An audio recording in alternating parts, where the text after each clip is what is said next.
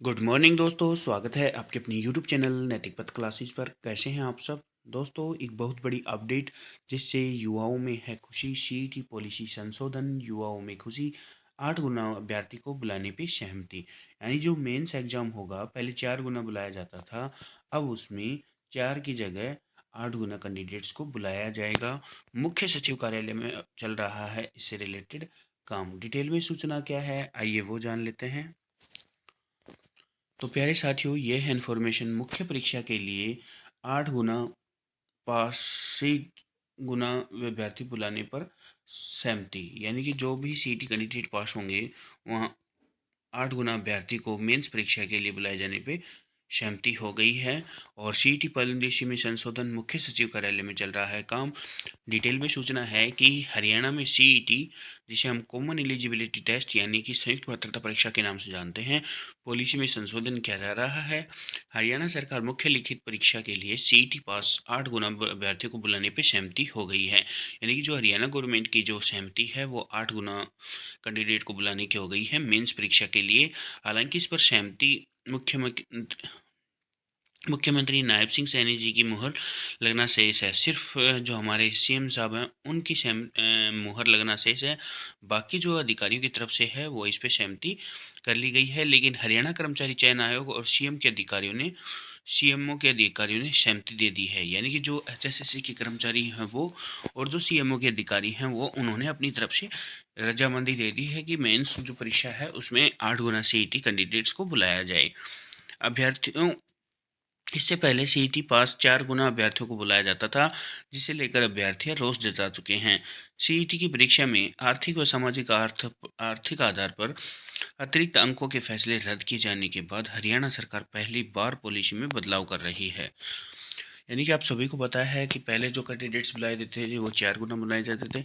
इससे जो कैंडिडेट्स थे उनमें काफ़ी रोष था, और सीईटी में जो आर्थिक मानदंड के अंक थे वो भी अब रद्द किए जाने के बाद हरियाणा सरकार पॉलिसी में जो है वो बदलाव कर लिया है। सूत्रों का दावा है कि शुरुआत में आयोग ने सीईटी को क्वालिफाई करने का सुझाव दिया था, लेकिन सीएमओ ने भीड़ अधिक होने का हवाला देते हुए इसको खारिज कर दिया था। और 10 गुना अभ्यर्थी बुलाए जाने का फॉर्मूला भी आया था, लेकिन अब 8 गुना अभ्यर्थी बुलाए जाने पर आयोग और सरकार दोनों पर सहमत है। यानी कि जब स्टार्टिंग में सीईटी का आयोजन करवाया गया था तो उस समय विचार ये किया गया था कि सीईटी को क्वालिफाई किया जाएगा, लेकिन भारी संख्या में जो सीईटी है वो काफ़ी कैंडिडेट्स ने क्वालिफाई कर लिया था। इसलिए जो बाद में डिसीजन लिया गया था वो 4 गुना का लिया गया था।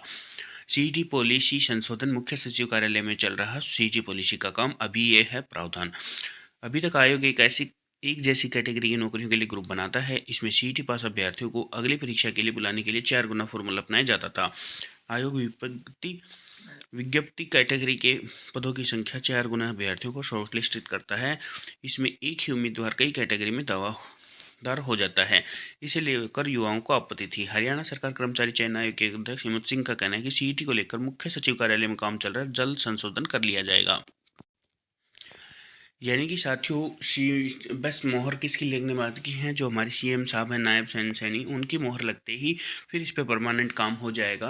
और अभी जो सहमति मिल गई है वो किसकी तरफ से मिल गई है? जो हरियाणा स्टाफ सिलेक्शन कमीशन है वो, और जो सीएमओ के अधिकारी हैं उनकी तरफ से परमिशन मिल चुकी है कि सीईटी में जो है वो 8 गुना बुलाए जाएं। 10 गुना पर विचार चल रहा था, लेकिन अब 8 गुना पे सहमति हो गई है। बस एक कैंडिडेट्स सीएम साहब की जो है वो मुहर लगना बाकी है। तो ये बहुत अच्छी बात होगी कि अब जो है कैंडिडेट्स को ज़्यादा मौके मिलेंगे, मतलब कि ज़्यादा संख्या में कैंडिडेट्स सीटी जो क्वालिफाई हो जाएंगे वो 8 गुना बुलाए जाएंगे, पहले 4 गुना बुलाए जाते हैं। साथियों, अगर आप इसी तरह की अपडेट पाना चाहते हैं तो बेल आइकन को ऑन कर लीजिएगा। जब भी हमारी नेक्स्ट अपडेट आएगी तो उसका नोटिफिकेशन आपको मिल जाएगा। थैंक यू दोस्तों।